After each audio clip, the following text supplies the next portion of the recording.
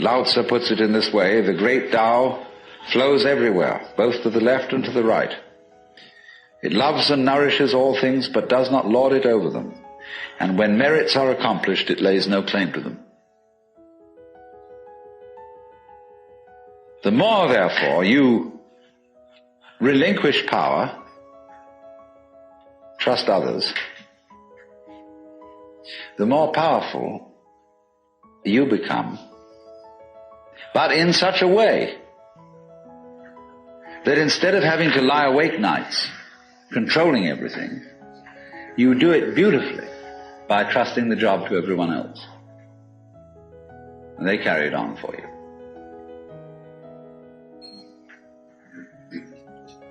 This seems a sort of paradox to say this, but the principle of unity, of coming to a sense of oneness with the whole of the rest of the universe, is not to try to obtain power over the rest of the universe.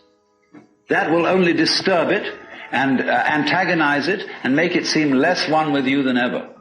The way to become one with the universe is to trust it as another, as you would another, and say, let's see what you're going to do.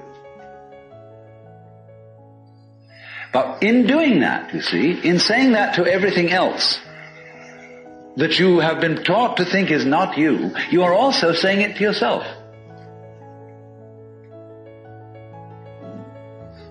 Because finally, as I pointed out, you do not know where your decisions come from. They pop up like hiccups. And when you make a decision, people have a great deal of anxiety about making decisions. So when we decide, we're always worrying, did I think this over long enough? Did I take enough data into consideration? And if you think it through, you find you never could take enough data into consideration. The data for a decision in any given situation is infinite. So what you do is, you go through the motions of thinking out what you will do about this. And then when the time comes to act, you make a snap judgment.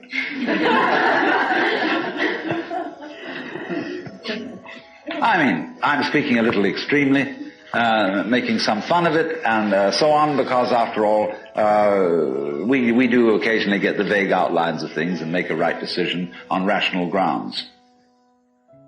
But we fortunately forget the variables that could have interfered with this coming out right. It's amazing how often it works. But warriors are people who think of all the variables beyond their control and what might happen. So then when you make a decision, and it works out all right, I think very little of it has much to do with your conscious intent and control.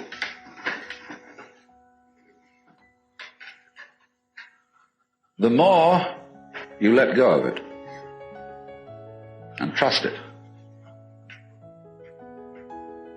as if it were quite other than you, the more you realize the inseparable identity of self and other. If you ever saw, for example, the film Kon-Tiki,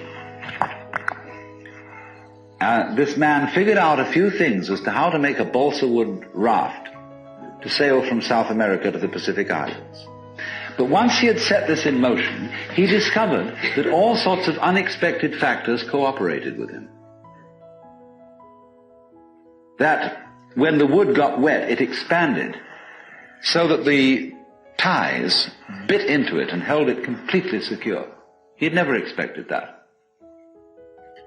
And he found that as he sailed along, a flying fish would simply alight flat on the deck every morning for breakfast. That all kinds of natural factors, it was just, he had touched a key where he was flowing with the course of nature. And And everything cooperated with him. Because he had touched the key. He had made the act of faith.